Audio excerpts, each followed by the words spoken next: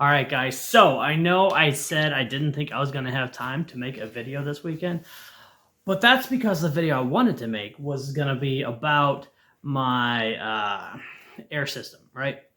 The air dryer that feeds my plasma table, and that's going to take a long time. And I also want to do a deep dive into the Crossfire Pro. That was going to take a long time, but I got something for you that's not going to take a long time. So, first of all, this was a gift from my buddy over at Midwest Tool Review. If you are into tools, you've got to check out his channel. This guy has a ridiculous amount of really high-end tools. And not just because he's loaded, because he knows how to find good deals and turn those super cheap, he finds this stuff all over the place. He gets it on, like, I don't know exactly where he gets all, but he does warranty claims, he rebuilds ratchets, and he basically took a small amount of money and turned it into a massive amount of high-end tools. Anyways, that's Midwest Tool Review. I'll leave a link to his channel in the description of this video. But anyways, he had just gotten a welder, and he said, "Hey man, can you come over and can you help me install a 220 volt outlet or 240 volt outlet?"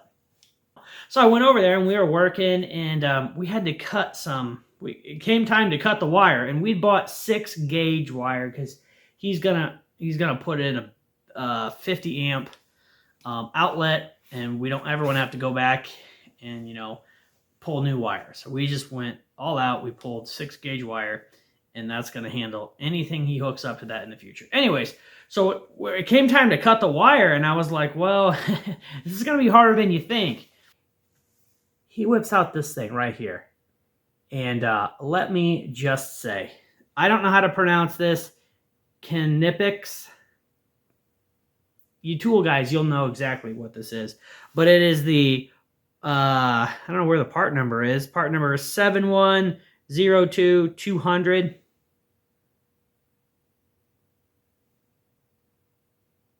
And